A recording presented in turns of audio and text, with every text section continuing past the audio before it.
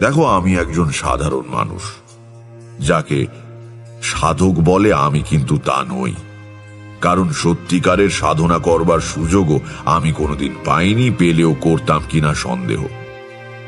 আসল ব্যাপারের চেয়ে এই পথে পথে বেরিয়ে বেড়ানো, নানা বিচিত্র চরিত্রের মানুষের সঙ্গে আলাপ হওয়া, জীবনের এই দিকটাই আমাকে বেশি মুগ্ধ করত। নইলে সত্যিকারের সাধনা করলে আমি অনেক দূর উঠতে পারতাম। তোমাদের এতদিন বলিনি, আমার একবার প্রকৃত তান্ত্রিক দীক্ষাও হয়েছিল। গুরুর নাম বলবো না, তার বারণ আছে। এবং আমার দীক্ষাও হয়েছিল শুভ লগ্নে। তান্ত্রিক দীক্ষা অনেক বিচার করে লগ্ন দেখে দিতে হয়। যেমন শুক্লপক্ষে দীক্ষা হয় না, কৃষ্ণপক্ষের পঞ্চমী, সপ্তমী এসব তিথি খুব ভালো। অক্ষয় তৃতীয়া বা দশহরার দিন হতে পারে, কিন্তু তন্ত্র মতে এসবের চেয়েও প্রশস্ত দিনে আমার দীক্ষা হয়। কিশোরী বলল, যেমন? আমার দীক্ষা হয়েছিল সূর্যগ্রহণের সময়। গুরু যজ্ঞ শেষ করে আমার কপালে তিলক এঁকে যখন গলায় পদ্মবীজের মালা পরিয়ে দিলেন, তখন মাথার ঠিক ওপরে সূর্যে গ্রহণ লেগে রয়েছে। গুরু আমার কাঁধে হাত রেখে বলেছিলেন, তোর উন্নতি হবে, এমন লগ্ন সবাই পায় না। উন্নতি অবশ্য কিছু হয়নি, তবে কয়েকটা ক্ষমতা পেয়েছিলাম, সে তো তোমরা জানোই। গুরু এও বলে দিয়েছিলেন, বেটা, সাধনা করলে অসীম শক্তি পাবি, কিন্তু সেই শক্তি নিজের স্বার্থে অপরের ক্ষতি করবার জন্য কাজে লাগালে সর্বনাশ হবে। তন্ত্রের এই নিয়ম, সাবধান থাকিস, পা যেন না ফসকায়। গুরুর কথা মতো চলতে পারিনি। অপরের ক্ষতি করিনি বটে, কিন্তু লোভে পড়ে আধ্যাত্মিক উন্নতির বদলে বৈষয়িক উন্নতি চেয়েছিলাম, ফলে শক্তি কমে গিয়েছে। নেহাত মধুসুন্দরী দেবী বলেছিলেন, কোনোদিন ভাত কাপড়ের জন্য ভাবতে হবে না, তাই চলে যায় একরকম করে।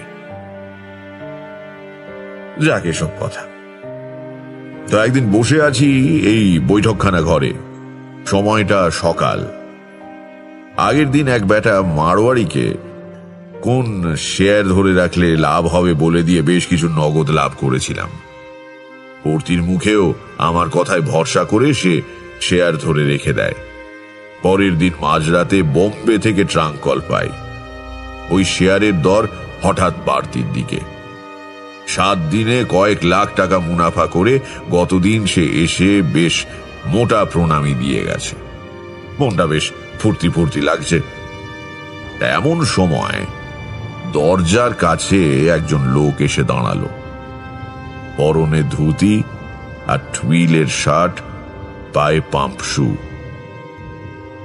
বয়স আমারই মতো হবে। আমাকে দেখে লোকটা বলল, আচ্ছা, এটা কি? আজ হাত দেখা হবে না। তারানাথ কার নাম? আমারই নাম। কেন, কি চাই? লোকটা কাছে এসে একটু সামনে ঝুঁকে ভালো করে আমাকে দেখে বলল, হ্যাঁ, তাই বটে, তুই তো তারানাথ। আমাকে চিনতে পারছিস না? আমি অবাক হয়ে তাকিয়ে আছি দেখে সে বলল, অবশ্য তোরই বা দোষ কি? দেখি আজকের কথা চিনতে পারলি না? আরে আমি বীরজাভূষণ তালুকদার। আরো কিছুক্ষণ হাঁ করে তাকিয়ে থাকবার পর আমার মনে পড়ে গেল আমাদের স্কুল জীবনের সেই ভূষণ। পিছনের বেঞ্চিতে বসতো আর অনর্গল পকেট থেকে ডাঁসা পেয়ারা বের করে চিবোতো। তার পুরো নাম বীরজাভূষণ ছিল। আমি তক্তাপোষ থেকে উঠে তার হাত ধরে বললাম, মাফ কর ভাই, সত্যি প্রথমটা চিনতে পারিনি। কবেকার কথা সব, আর চেহারাও তো একেবারে বদলে গিয়েছে। তারপর কি খবর বল? এই বস। খবর ভালোই, রাজা গজা কিছু হয়নি, কিন্তু ওই বেশ কেটে যাচ্ছে, বুঝলি তো। তুই কেমন আছিস বল? ভালোই, আমারও কেটে যাচ্ছে। শুনলাম তুই নাকি নাম করা জ্যোতিষী হয়েছিস, লোকের মুখের দিকে তাকিয়ে নাকি ভাগ্য বলে দিস। তো কলকাতায় এসে ভাবলাম তোর সঙ্গে দেখা না করে যাব না। বেশ করেছিস, থাক না আমার কাছে কদিন। থাকা হবে না, আজকের রাতটা হয়তো থাকবো, কিন্তু কাল সকালেই রওনা দিতে হবে।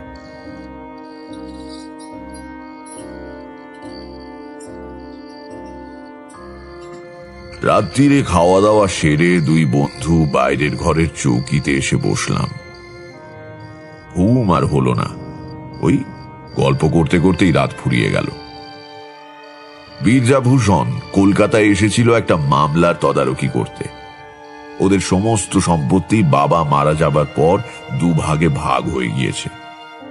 এক ভাগ পেয়েছে বীরজা, অন্য ভাগ পেয়েছে তার আপন দাদা অম্বিকাভূষণ। দাদাকে পৈতৃক বাড়ি ছেড়ে দিয়ে নিজে একটু দূরে আলাদা বাড়ি তৈরি করে নিয়েছে। কিন্তু সম্প্রতি ভাগাভাগির ব্যাপারে কি একটা ত্রুটি বের করে অম্বিকাভূষণ ভাইয়ের বিরুদ্ধে মামলা শুরু করেছেন। যে সম্পত্তি নিয়ে মামলা, তার দাম 20,000 টাকার চেয়ে বেশি। কাজেই মামলা এসেছে হাইকোর্টে। এ নিয়ে অনেক দুঃখ করল বীরজা। দেখলাম ও সেই পুরনো দিনের ভালো মানুষই এখনো যায়নি। যে দাদা তার বিরুদ্ধে মামলা করেছে তার জন্যই সে দুঃখ করছে।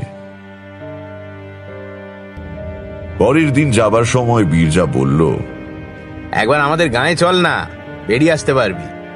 দেশের দিকে তো যাসনি অনেকদিন, যাবি? কথাটা ঠিক। গ্রামে আমাদের বাড়িও প্রায় ধূলিসাৎ হয়ে পড়ে রয়েছে। থাকার বা দেখাশোনা করবার কেউ নেই। কাজেই কিসের টানে আর সেখানে যাব।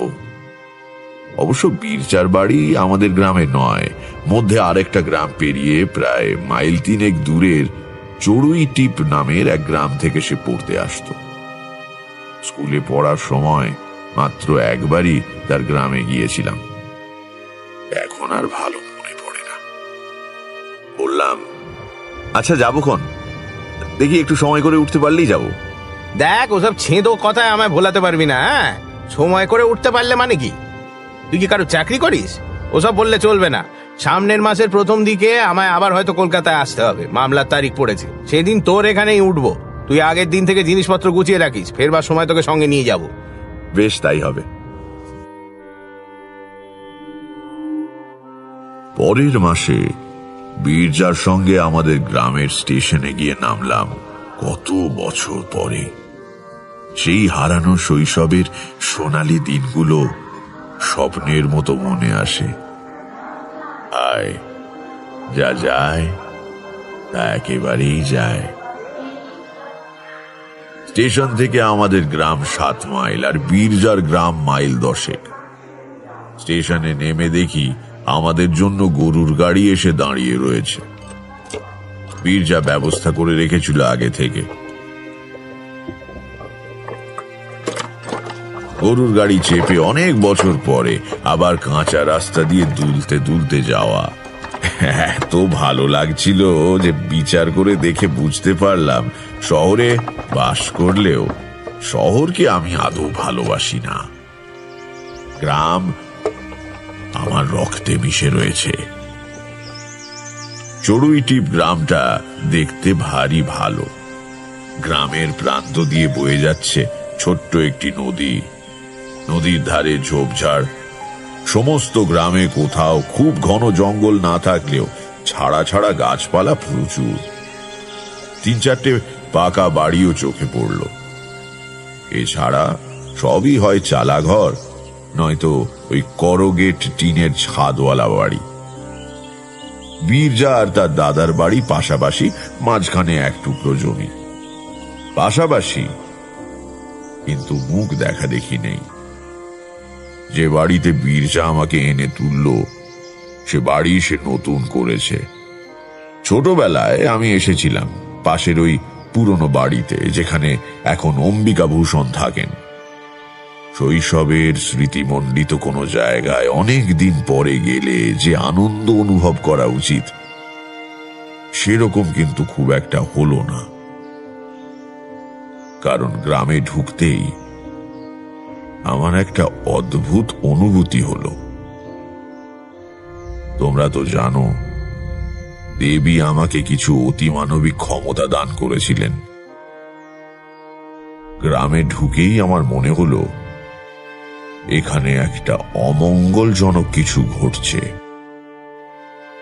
সেটা কি তা তখনই বুঝতে পারলাম না বটে, কিন্তু মনের ভেতর কেমন অস্বস্তি পাক খেতে লাগলো। বীরজা জিজ্ঞাসা করলো, কি হয়েছে? অমন মুখ করে রইলি কেন? কিছু না, এমনি। বীরজার বউটা ভারী ভালো, বেশ সাধ্যী মেয়ে। আমাকে আগে কখনো দেখেনি বটে, কিন্তু হাব ভাব দেখে বুঝতে পারলো আমি তার স্বামীর খুব বড় বন্ধু। চড়ুই টিপ গায়ে এখনো শহুরে চালচলনে ঢেউ এসে দোলা দেয়নি।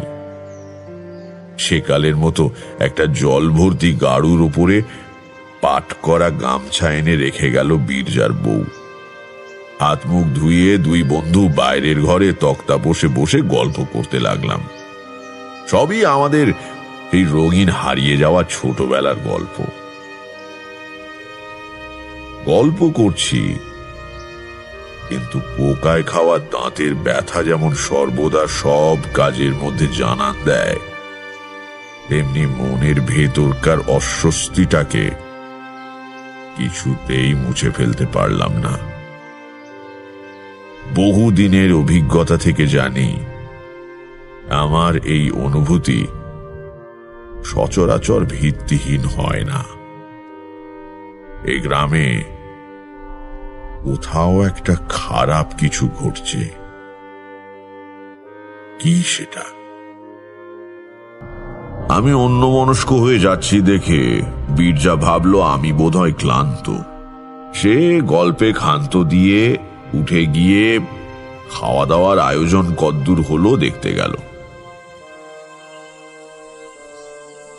পরের দিন খুব ভোরে উঠে আমি আর বীরজা নদীর ধারে বেড়াতে গেলাম।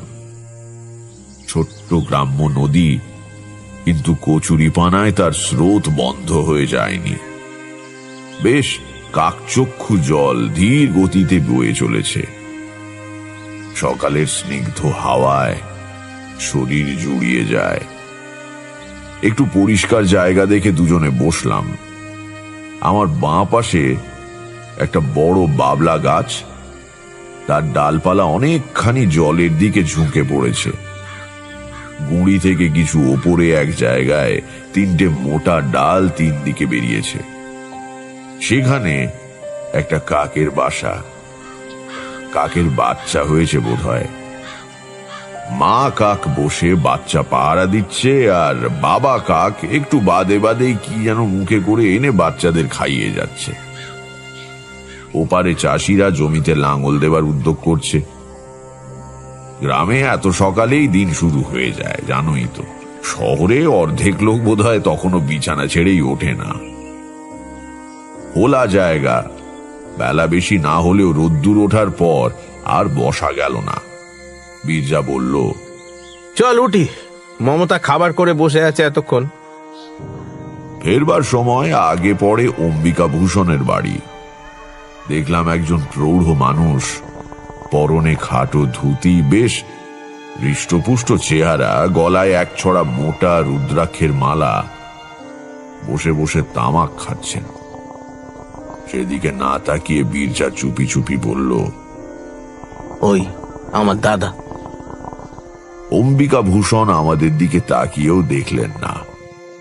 আমরা বাড়ির সামনে দিয়ে পার হয়ে যাবার আগেই ভেতর বাড়ি থেকে একজন লাল কাপড় পরা সন্ন্যাসী গোছের চেহারা লোক বেরিয়ে এসে অম্বিকা ভূষণের পাশে বসে একবার আমাদের দিকে তাকালো। বিশ্রী দৃষ্টি লোকটার, মাথায় সামান্য জটাও আছে। নিম্ন শ্রেণীর তন্ত্র সাধকের মতো চেহারা। জায়গাটা পার হয়ে গিয়ে জিজ্ঞাসা করলাম, এই বীরজা, ওই লোকটা কে রে? বাড়ির ভেতর থেকে বেরিয়ে এলো? তোর দাদার গুরু নাকি? পেছন ফিরে একবার দেখে বীরজা বলল, না, দাদা মন্ত্র নাইনি। সাধু সন্ন্যাসী করার খুব ঝোঁক, মাঝে মাঝেই দু চারটেকে এনে পোষে। এই বেটাকে দেখছি আজ কয়েকদিন যাবত, কিছুদিন শুষে চলে যাবে আর কি। দুপুরে দুজন বৈঠকখানায় বসে কথাবার্তা বলছিলাম। বহুদিন পরে শহর থেকে বাইরে বেরিয়ে যেন হাঁপ ছেড়ে বেঁচেছি। কোলাহল নেই, লোকজনের ঝামেলা নেই। রোজ সকালে বাজার থেকে শুঁটকো তরকারি আর আধ পচা মাছ কিনে আনবার কোনো তাড়া নেই। এখানে সকাল বিকেল খুব খুব খাচ্ছি আর বৈঠকখানায় বসে তামাক খেয়ে আড্ডা দিচ্ছি। আর পরিবেশও বেশ শান্ত।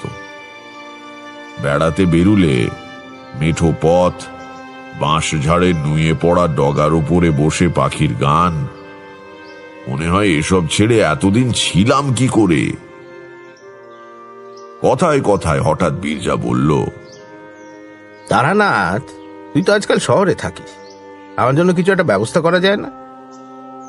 কিসের ব্যবস্থা? মানে ওসব দিকে আমার একটা চাকরি টাকরি হয় না? এসে বললাম, তুই চাকরি করবি কি রে? তোর বংশে কেউ কোনোদিন পরের কাজ করেনি, আর তাছাড়া সেরকম কারুর সঙ্গে আমার পরিচয়ও নেই। মনে হয় দাদার সঙ্গে এই মামলা আমি পেরে উঠবো না রে। যদি জিতি তাহলে সর্বশান্ত হব, তখন তো চাকরি ছাড়া আর উপায় থাকবে না ভাই। এই কথার আর কি উত্তর দেব? চুপ করে বসে রইলাম। রাত্রির বেলা গরমে ঘুম আসছিল না। এই দুদিন বীরজার বাড়িতে থাকাকালীন মনের এই অস্বস্তির ভাবটা কিন্তু দূর হয়নি। রাত্রিরে শুয়ে এ ব্যাপারে ভাববার চেষ্টা করলাম, কিন্তু কোনো সুরাহা করতে পারলাম না। সকালে বীরজা আর আমি নদীর ধারে বেড়াতে যাওয়া একটা অভ্যেস করে ফেলেছিলাম। আশ শেওড়ার ডাল ভেঙে দাঁতন করতে করতে আমরা ভোরবেলা রওনা দিলাম নদীর দিকে। একেবারে স্নান করে তবে ফিরব। সারা রাত গুমোট গরমের পরে সকালে স্নিগ্ধ নদী জলে অবগাহন যে কি তৃপ্তির, তোমরা শহরের মানুষেরা কি বুঝবে। জলে নেমে ডুব দিয়ে পরে মাথা তুলে দেখলাম যেখানে দাঁড়িয়ে ডুব দিয়েছিলাম সেখান থেকে বেশ কিছুটা সরে এসেছি। বীরজা হেসে বলল, হ্যাঁ, আমাদের ছোট নদী হলেও স্রোতের বেশ টান আছে, কি বল? কিন্তু পশু সকালেও তো টান ছিল না, হঠাৎ বাড়লো কেন? ও হয়, এমনিতে জোয়ার ভাটা বিশেষ খেলে না, কিন্তু অমাবস্যা আর পূর্ণিমার সময় স্রোত বাড়ে।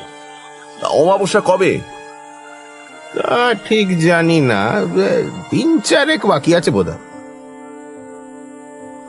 স্নান সেরে পাড়ে দাঁড়িয়ে গা মুছতে মুছতে নদীর ধারের ঝুঁকে পড়া বাবলা গাছটার দিকে চোখ পড়ল। প্রথমটা খেয়াল করতে পারিনি, পরে হঠাৎ মনে হলো গাছটাই কি যেন একটা নেই। একটা জায়গা যেন কেমন ন্যাড়া ন্যাড়া দেখাচ্ছে। কি নেই ওখানে? পরক্ষণেই বুঝতে পারলাম সেই কাকের বাসাটা। কিরে, কি হয়েছে তোর? কি দেখছিস ওদিকে? দেখ, কাকের বাসাটা আর নেই। কাকের বাসা? হ্যাঁ, কালকেও এখানে ওই ডালের তেকোনায় একটা কাকের বাসা দেখে গিয়েছি, আজ আর দেখছি না। কি হলো বলতো? কাল তো ঝড়টর হয়নি যে পড়ে যাবে? বীরজা শুকনো কাপড় পরতে পরতে বলল, যা, ঝড়ে কখনো কাকের বাসা পড়ে? ওরা দারুণ শক্ত করে বাসা বাঁধে। অবশ্য খুব বড় ঝটকা হলে হয়তো পড়তে পারে, কিন্তু সেরকম তো হয়নি। ছাড় না, একটা কাকের বাসা নিয়ে মাথা ঘামাবার কি আছে? হায়, কি ঘটতে চলেছে জানলে কি বীরজা অত শান্তভাবে কথাগুলো বলতে পারত? এই ঘটনার পরেও কিন্তু আমি কিছু আন্দাজ করতে পারিনি, পারা সম্ভবও ছিল না। কিন্তু কখনো কখনো জীবনে আশ্চর্য অঘটনের ভিড় লেগে যায়। সকালে যার কথা খুব ভেবেছি, বিকেলে 10 বছর পরে হয়তো সেই বন্ধু এসে হাজির হলো। কিংবা হয়তো সকালে একটা তালা এবং বিকেলে সেই তালাটারই চাবি রাস্তায় কুড়িয়ে পাওয়া যায়। এর পরের দিনই সে ধরনের একটা ব্যাপার ঘটায়। আমি মনে মনে 2 আর 2 যোগ করে দিলাম। চড়ুই টিপ থেকে মাইলাস্টেক পশ্চিমে বসন্তপুর বলে একটা গ্রাম আছে। সে গ্রামের কল্যাণেশ্বর শিব খুব জাগ্রত। প্রতি বছর চড়কের সময় বড় মেলা বসে। মন্দিরও নাকি বহুদিনের পুরনো। গায়ে পোড়ামাটির কাজ রয়েছে শুনে বীরজাকে বলেছিলাম একবার দেখতে যাবার কথা।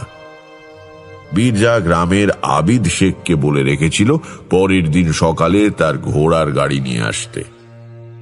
সমস্ত গ্রামে ওই আবিদেরই একমাত্র গাড়ি। মাঝে মাঝে স্টেশনে গিয়ে ভাড়া খাটে, অবসর সময় পড়ে পড়ে ঘুমোয়। সকালে তৈরি হয়ে বসে আছি, কিন্তু বেলা ক্রমে বেড়ে চলে। আবিদ শেখ আর গাড়ি নিয়ে আসে না। বীরজা বিরক্ত হয়ে বলল, ধুর, যত সব কুঁড়ে লোককে নিয়ে কারবার। এত বেলা হয়ে গেল, আজ আর রওনা হওয়া যাবে না। গেলে ফিরতে বিকেল হয়ে যাবে। নে, জামা কাপড় খুলে ভালো করে বস।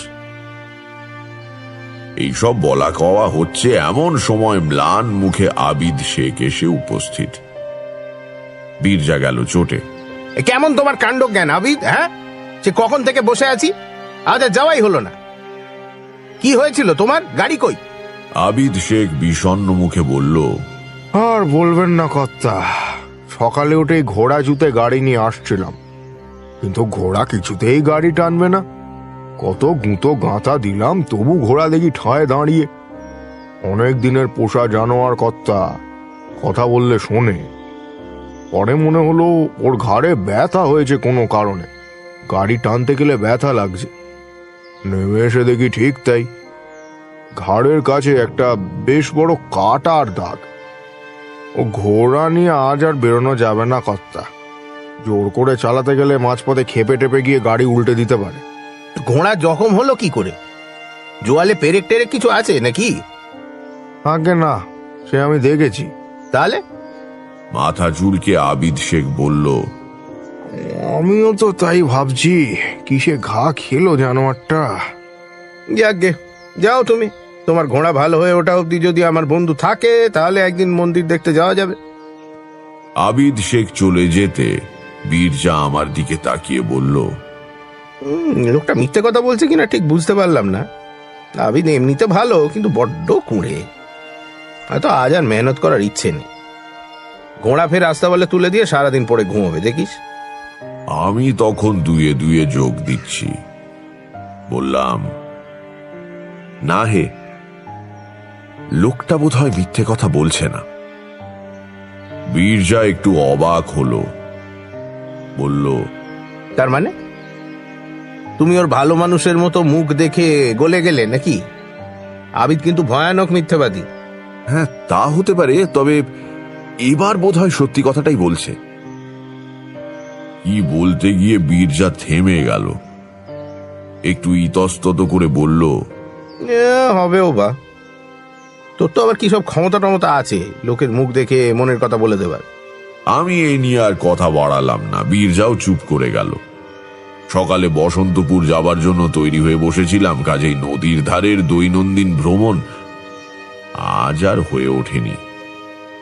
দুপুরে খাওয়ার পর নিটোল একটি দিবানিদ্রা দিয়ে উঠে দেখলাম বেলা গড়িয়ে গিয়েছে। এখনই বেরিয়ে পড়লে কিছুক্ষণ নদীর ধারে বসা যায়। মুখে চোখে জল দিয়ে রওনা দিলাম।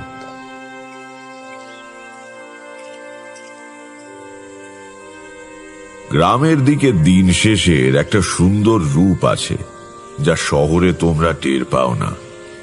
আস্তে আস্তে আমার চোখের সামনে নদীর ওপারের চষা ক্ষেত আবছা অন্ধকারে ম্লান হয়ে এলো। পাখিরা মাথার ওপর দিয়ে ফিরে যাচ্ছে বাসায়।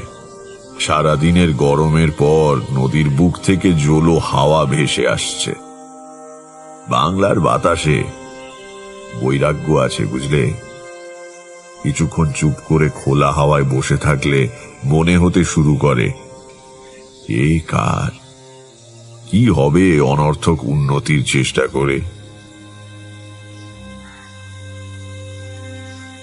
অন্ধকার বেশ চেপে আসছে দেখে বাড়ি ফেরবার জন্য উঠে দাঁড়ালাম। সঙ্গে সঙ্গে নজর পড়ল ওপাশের সেই বাবলা গাছটার দিকে। গাছের নিচে একটু ঝোপ মতো, আর তার মধ্যে কি যেন নড়ছে। অস্বীকার করতে পারবো না, প্রথমে বেশ ভয়ই পেয়েছিলাম। এদিককার গ্রামে সন্ধ্যের দিকে এখনো বুনো শুয়োর বেরোয়। শখ করে হাওয়া খেতে এসে শেষে বুনো শুয়োরের হাতে পড়লাম নাকি? এই শুয়োর বড় পাজি জানোয়ার, অকারণেই তেড়ে এসে দাঁত দিয়ে পেট চিরে দেয়। কিন্তু না, শুয়োর নয়। আমার পায়ের আওয়াজ পেতেই বোধহয় ঝোপের মধ্যে থেকে একজন উঠে দাঁড়ালো। অম্বিকা ভূষণের বাড়িতে দেখা সেই তান্ত্রিক সন্ন্যাসী। তার হাতে কতগুলো শেকড় বাকড়। লোকটা তীব্র জ্বলন্ত দৃষ্টিতে আমার দিকে তাকিয়ে রইল। তার চোখের দিকে তাকালে মনে হয় পৃথিবীতে সব আলো, হাসি, গান ফুরিয়ে গিয়েছে। যেন কাল সকালে আর সূর্য উঠবে না এবং 5 মিনিটের মধ্যে আমি মারা যাব। তোমরা হলে সেই চাউনিতেই তোমাদের হাত পা ঠান্ডা হয়ে আসতো, কিন্তু আমি তারানাথ। আমারও জীবন কেটেছে ভয়ানক সব সাধকদের সঙ্গে মেলামেশা করে। তারা সত্যিকারের সাধক। আর এই লোকটাকে দেখেই বুঝতে পারলাম এর কিছু ক্ষমতা আছে বটে, কিন্তু সে নিম্ন শ্রেণীর ক্ষতি করার ক্ষমতা। সেটা বুঝেই মনে জোর পেলাম।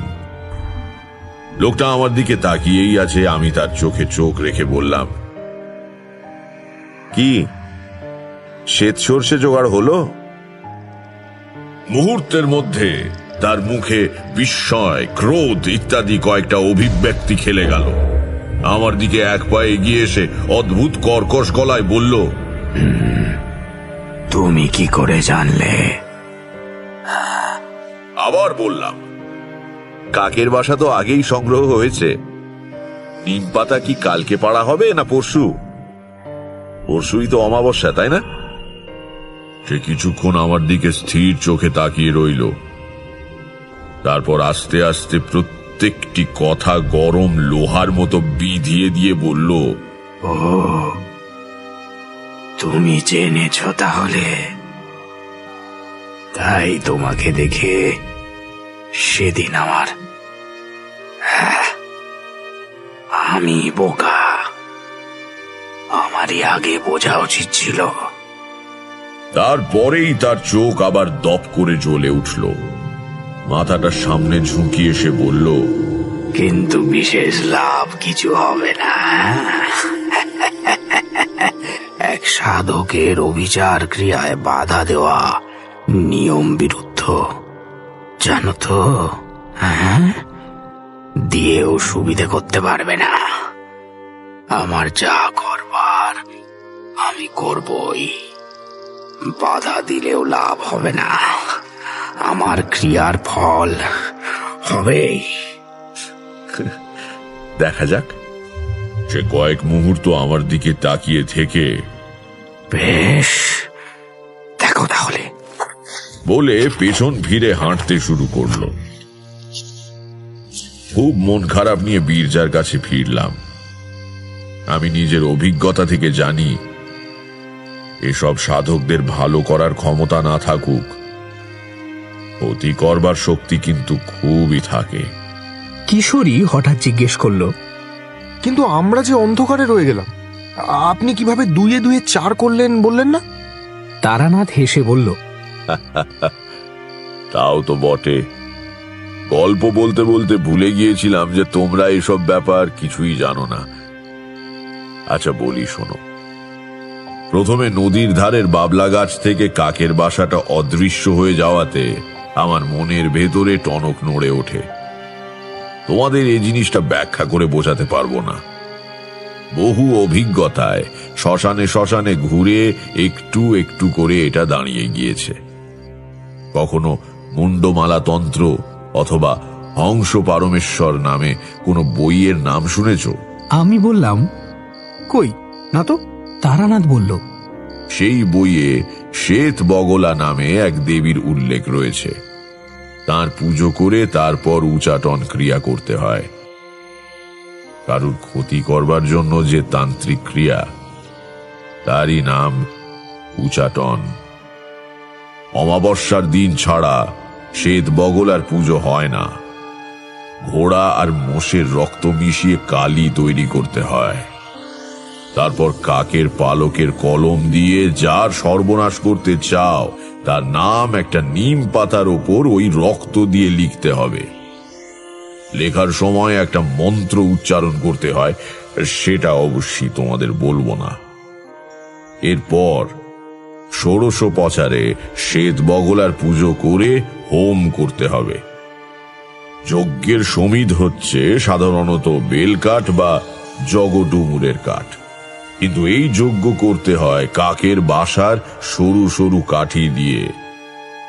প্রত্যেকটি কাঠি যজ্ঞের আগুনে দেবার আগে শ্বেত সর্ষের তেলে ভিজিয়ে নিতে হয়। পূর্ণাহুতি দেবার সময় ওই শত্রুর নাম লেখা নিম পাতাটি যজ্ঞের আগুনে দিলেই কাজ শেষ। এবার আগুন নিভে গেলে যজ্ঞকুণ্ড থেকে কিছুটা ভস্য তুলে শত্রুর বাড়িতে নিক্ষেপ করলে কয়েকদিনের মধ্যেই তার ভয়ঙ্কর সর্বনাশ উপস্থিত হবে। উফ, কি ভয়ানক। ভয়ানকই বটে। এই জন্যেই বীরজার জন্য চিন্তিত হয়ে পড়েছিলাম। রাত্রিরে বাইরের ঘরে বসে গল্প করতে করতে বীরজা বলল, এই তোকে এরকম দেখাচ্ছে কেন রে? শরীর খারাপ নাকি? আচ্ছা শোন বীরজা, কাল একটা পুজো করব ভাবছি। ফর্দ করে দেব, কতগুলো জিনিস আনিয়ে দিস তো। রাত্রিরে পুজো হবে। পুজো? কিসের পুজো? এমনি তোর সময়টা ভালো যাচ্ছে না, ভাবছি একটা সস্তয়ন গোছের করে দেব। বীরজা বোকা নয়। সে উঠে এসে আমার হাত দুটো ধরে বলল, কি ব্যাপার বল দেখি। আমায় ভোলাবার চেষ্টা করিস না। যদি কিছু বুঝে থাকিস আমাকে বল। আমার কি কোনো বিপদ আসছে? ভেবে দেখলাম বীরজার কাছে আসল ঘটনা লুকিয়ে কোনো লাভ নেই, বরং তৈরি থাকলে ও যাই আসুক না কেন তার সঙ্গে অন্তত যুদ্ধ করতে পারবে। তা আমি বীরজাকে সব খুলে বললাম। বীরজা শুনে কিছুক্ষণ চুপ করে বসে থাকলো। তারপর নিজের বিপদ সম্বন্ধে কোনো কথা না বলে একটা নিঃশ্বাস ফেলে বলল, আবিদ শেখ তাহলে সত্যি কথাই বলেছিল। তা বটে। তাহলে এখন কি করব? বললাম তো, জোগাড় যন্ত্র করে দে, কাল সকালেই সস্তয়ন করে দিই। তাতেই আমার বিপদ কেটে যাবে। ওদের পুজোয় ফল ফলবে না? বীরজার কথার কোনো উত্তর দিতে না পেরে চুপ করে রইলাম। কি রে, উত্তর দিচ্ছিস না যে? তোকে মিথ্যে কথা বলতে চাই না বীরজা। এসব তান্ত্রিকের মানুষের ভালো করার ক্ষমতা না থাকলেও খারাপ করবার শক্তি খুব থাকে। আমার পুজোর ফল না ফললেও তোর দাদার ক্রিয়াকাণ্ডের ফল হবে বলেই মনে হয়। তাহলে তুই তো অনেক সাধুর সঙ্গে ঘুরেছিস, এই পুজো কাটান দেবার মন্ত্র জানিস না? মিথ্যে সান্ত্বনা দিয়ে লাভ নেই, তাই বললাম, না ভাই বীরজা, আমি এ পথের ভালো দিকটারই সন্ধান করেছি চিরকাল। অপরের ক্ষতি কি করে করতে হয় তা শিখিনি রে। অনেককে অনেক ভয়ানক কাণ্ড করতে দেখেছি ঠিকই, কিন্তু তা শিখতে ইচ্ছে করেনি। আমি তাহলে এখন কি করব? ঈশ্বরকে ডাক, তিনি সর্বমঙ্গলময়। তিনি ইচ্ছে করলে সব বিপদ কাটিয়ে দিতে পারেন। অনেকেই তো ভগবানের কাছে অনেক কিছুই প্রার্থনা করে, তাদের সবার কথা ঈশ্বর শোনেন। ভগবানকে ডেকে লাভ কি? বীরজার চরিত্রের এই দিকটা চোখে পড়ায় আমার ভালো লাগলো। সে গ্রামের লোক বটে, আধি ভৌতিক আধি দৈবিক ক্রিয়াকর্মে বিশ্বাসও রাখে, কিন্তু নিজের বিপদ ঘটতে চলেছে জেনেও সে গেঁয়ো লোকের মতো অধীর হয়ে পড়ল না। কিছুক্ষণ চুপ করে থেকে সে উঠে বাড়ির ভেতরে গেল। বলে গেল। বস, একটু বস, আমি এখনই আসছি। 10-12 মিনিট পরে বীরজা হাতে করে একটা লাল কাপড়ের পোঁটলা নিয়ে ঘরে ঢুকে তক্তাপোষের ওপর বসলো। বললাম, কি ব্যাপার? ও পোঁটলাই কি? এদিকে আয়, তোকে কয়েকটা জিনিস দেখাই। কি জিনিস? বীরজা পোঁটলার গিঁট খুলে এক রাশ কাগজ বের করলো। বলল, এগুলো আমার জমি জমা সম্পত্তির দলিল। আমার কোথায় কি আছে তোকে বুঝিয়ে দিয়ে যাই। যদি আমার কিছু হয় তাহলে তুই আমার বউ ছেলে পিলেকে দেখিস, আর আমি কাউকে বিশ্বাস করতে পারবো না। উঠে গিয়ে ওর হাত ধরলাম। দাঁড়া, পাগলামি করিস না, একটা কাজ করা যাক বরং। বীরজা আমার মুখের দিকে তাকিয়ে বলল, কি? তুই কোনো তীর্থে চলে যা সপরিবারে। তাতে কি হবে? তীর্থে থাকলে অমঙ্গল হয় না, কারো কোনো অভিশাপ ফলে না। তুই তুই ঠিক বলছিস? অন্তত কম ফল হয়, ঈশ্বরের স্থান তো। বীরজা কয়েক মুহূর্ত চুপ করে ভেবে বলল, বেশ, তো তাহলে তুইও চল আমার সঙ্গে। অবাক হয়ে বললাম, আমি আমি কি করে এখন? বীরজা দৃঢ় গলায় বলল, ও সব চলবে না। তোর কথায় আমি এই বিপদ মাথায় করে বাড়ির সবাইকে নিয়ে তীর্থ করতে যাব। যদি তাতেও কোনো ফল না হয় আর আমি বিদেশেই মরে যাই, তখন বউ ছেলে পুলের কি হবে? ওরা পথ ঠিক করে বাড়ি ফিরতেও পারবে না। তুই বুদ্ধি যখন দিয়েছিস তখন তোকেও সঙ্গে যেতে হবে। বীরজার দিকে তাকিয়ে মায়া হলো। বেচারা ভয় পেয়েছে খুব, কিন্তু চরিত্রের দৃঢ়তা দিয়ে সেই ভয়কে মুখে ফুটে উঠতে দেয়নি। এখন ওকে একলা ছেড়ে দেওয়া উচিত নয়। বললাম, আচ্ছা, যাব তোর সঙ্গে। কবে রওনা দিতে চাস? কাল সকালে। সে কি, হঠাৎ কোথাও কিছু নেই, এক রাত্রিরে সব গোছগাছ করবি কি করে? সে আমি পারবো, আর এমন কি বা নেবার আছে, হয়ে যাবে এখন। কিন্তু টাকা কড়িরও তো প্রশ্ন আছে। তার জন্য আটকাবে না। এসব দেশগাঁ জায়গা, আমরা ব্যাংকে টাকা রাখি না। 2-4 টাকা যা আছে তা বাড়িতেই। কালই চল। চল তাহলে। কোথায় যাবি? একটুও না ভেবে বীরজা বলল, কাশিতে। খুব দেখার ইচ্ছে ছিল, এই সুযোগে হয়ে যাবে। তারপর একটু চুপ করে থেকে আবার বলল, তারপর ধর সত্যি যদি আর না ফিরি, তাহলে হিন্দু ছেলে কাশিতে অন্তত মরতে পারবো।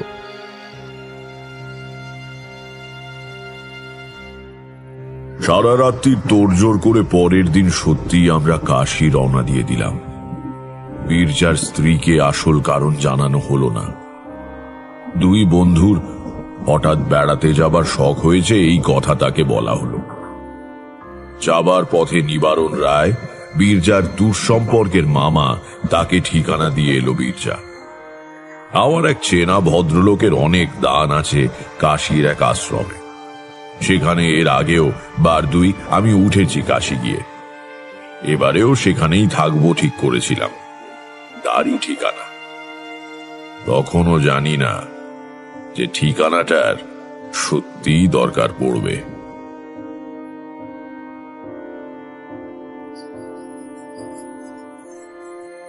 অমাবস্যার দিনই সকালে কাশী পৌঁছলাম। গঙ্গা স্নান করে সেদিনই বাবা বিশ্বনাথের পুজো দেওয়া হলো। বেচারা বীরজার বউ জানে না স্বামী কেন এত তাড়াহুড়ো করে কাশী এসেছে। সে আনন্দ করে সব দেখে বেড়াচ্ছে। পাড়া গাঁয়ের বউ, এর আগে বিশেষ বাইরে বেরোয়নি কখনো। খুব খুশি। বীরজা মাঝে মাঝে কাষ্ঠ হাসি হাসছে, কিন্তু সে হাসিতে কোনো রং নেই। সেদিন রাত্রিটা আমরা দুই বন্ধু এক জায়গায় বসে প্রায় জেগেই কাটিয়ে দিলাম। কিছুই ঘটল না। এই ভয়ঙ্কর সময়টা কেটে যেতে বীরজাও যেন মনে একটু বল ফিরে পেল। পরের দিন সকালে তাকে বেশ হাসি খুশি দেখলাম। এই করে নিরুপদ্রবে আরো 3-4 দিন কেটে গেল। পঞ্চম দিনে পীরজাই আমাকে বলল, মনে হচ্ছে এই যাত্রা বেঁচে গেলাম, বুঝলি না? তীর্থস্থানের মাহাত্ম আছে, স্বীকার করতে হবে। সেদিনই বিকেলে বসে আমি আর বীরজা গল্প করছি, মাটিতে বসে তরকারি কুটছে বীরজার বউ। হঠাৎ আশ্রমের অধ্যক্ষ জ্ঞানানন্দ ঘরে ঢুকে বললেন, হঠাৎ ঢুকে পড়লাম, কিছু মনে করবেন না। অবশ্য বৌমা আমার মায়ের মতো।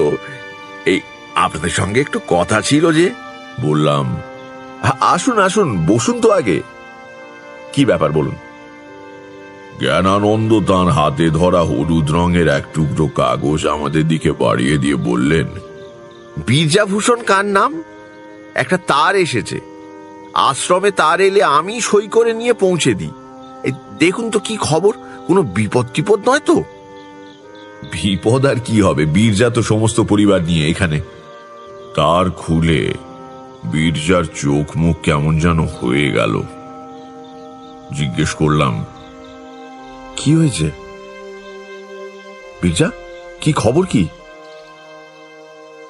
বীরজা আমার দিকে তারটা বাড়িয়ে দিয়ে বলল, দাদা তার পাঠিয়েছেন, পড়ে দেখ। পড়ে দেখলাম, অম্বিকা ভূষণেরই করা তার বটে।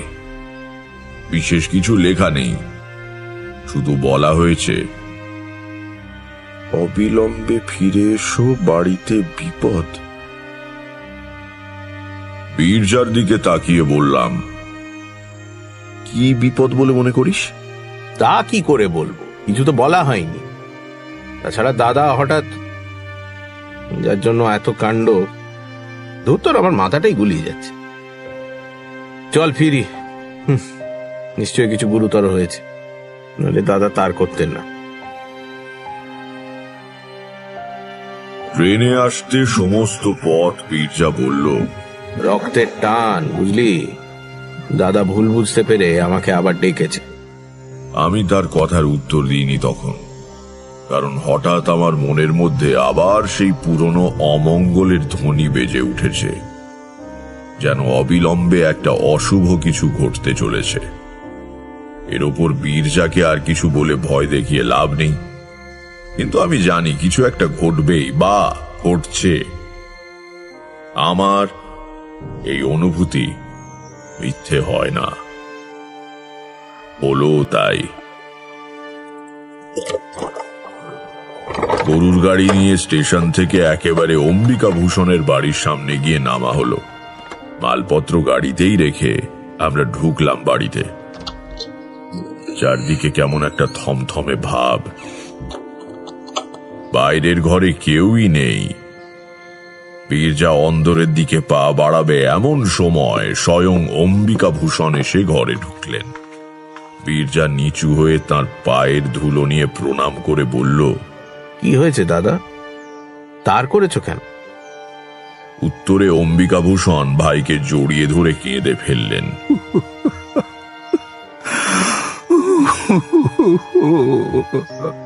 আরে আরে কি হয়েছে? আরে অমন করছো কেন? সন্তুর খুব অসুখ বিরু, আর বুঝি রাখা যায় না। সন্তু অম্বিকা ভূষণের বড় ছেলে। বীরজা অবাক হয়ে বলল, কি হয়েছে সন্তু? অম্বিকা ভূষণ কপালে আঘাত করে বললেন, সব আমার দোষ, আর কারো কোনো পাপ নেই। সব আমার দোষ নেই ভাই রে, আমার নিজের দোষে আমি পুত্র শোক পেতে চলেছি। আরে আরে শান্ত হও, শান্ত হও দাদা, শান্ত হও, সব ঠিক হয়ে যাবে, অস্থির হয়ে না। বীরজার স্ত্রী তক্ষুনি অন্দরে চলে গিয়ে সন্তুর পায়ের কাছে বসল। আমার বুদ্ধি বোধহয় কিছু স্থির ছিল। আমি দুই ভাইকে ধরে বসালাম, বললাম, কি হয়েছে খুলে বলুন তো। অম্বিকা ভূষণ কাঁদছিলেন। বীরজা পাশে বসে তার গায়ে হাত বুলিয়ে দিচ্ছিল। বেশ দৃশ্যটা।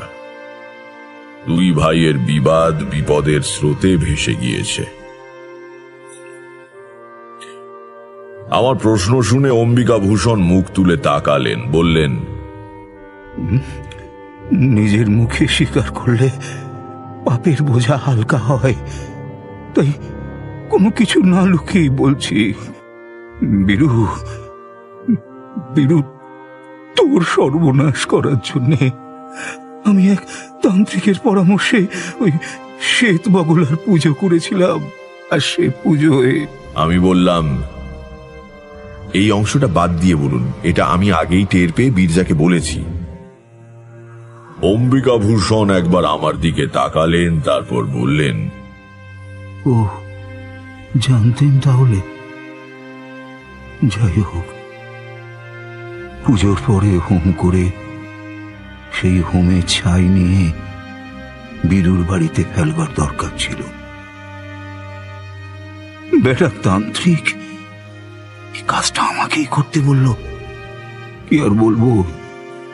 তখন শয়তান আমার বুদ্ধি কেড়ে নিয়েছিল। এই সময় বীরু ও কাশিতে, বাড়ি ফাঁকা, কাজেই আমিও ভাবলাম সুবিধেই হলো। অমাবস্যার দিন প্রায় সারা রাত্রির পুজো হলো। হোম শেষ হতে হতে শেষ রাত্রির কলা পাতায় মুড়ে খানিকটা ছাই আমার হাতে তুলে দিয়ে তান্ত্রিক বলল, এই না, এবার যাও, সাবধান, অন্য কোথাও যেন না পড়ে, তাহলেই সর্বনাশ। যাও। তখনও ভোর হতে দেরি আছে। বীরুর বাড়ির পাঁচিলের পাশে গিয়ে দাঁড়ালাম। হাতে আমার কলা পাতায় মোড়া হোমের ছাই। পাঁচিল ডিঙিয়ে সেটা সব শুদ্ধ ছুঁড়ে ফেলতে যাব ওর বাগানে। কি বলবো মশাই, একটু মেঘ নেই বা ঝড়ের চিহ্ন নেই কোথাও, অথচ প্রচন্ড একটা বাতাসের ঝাপটা এলো কোথা থেকে। ততক্ষণে আমিও সেটা ছুঁড়ে দিয়েছি হাত থেকে। আমার চোখের সামনে বাতাসের মুখে উড়ে গিয়ে তা পড়লো আমারই বাড়ির উঠোনে। তখনই দৌড়ে গিয়ে উঠোন থেকে সবটুকু ছাই নিকিয়ে তুলে নিলাম, কিন্তু তা থেকে আর পাপ যায়। গত পরশু থেকে সন্তু বাবা আমার কেবলই রক্ত বমি করছে। বীরজা ব্যস্ত হয়ে বলল, কোন ডাক্তার দেখেছে? কোন ডাক্তার কি বাকি আছে? বিকেলে এই সদর থেকে বড় ডাক্তার এসেছিলেন। নিবারণ কলকাতা গিয়েছে মর্গান সাহেবকে আনতে। কাল সকাল নাগাদ এসে পৌঁছবে মনে হয়। বীরজা উঠে পড়ে বলল, চল ভেতরে চল, সন্তুকে গিয়ে দেখি। আমি একবার যেতে পারি কি? হ্যাঁ, আসুন না, আসুন। তারপর বীরজার হাত দুটো ধরে বললেন, ভাই, আমি যা করবার তা করেই ফেলেছি। তুই কোনো রাগ পুষে রাখিসনি। তুই আমার সন্তুকে আশীর্বাদ কর।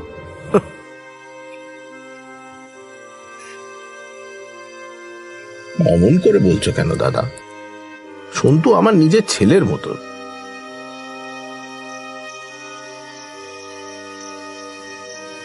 সকাল হবার আগেই নিবারণ রায় মর্গেনকে নিয়ে পৌঁছলেন। শেষ রাতে ট্রেনে এসেছেন। স্ট্যানলি মর্গান রোগী দেখে বললেন, This could be peritonitis. If it's been ruptured, then I'm afraid the boy's not going to survive. If he gets a little better, you need to bring him to Calcutta for an operation. পরের কথা তোমাদের একটু সংক্ষেপে বলি। সন্তু বেঁচে উঠেছিল।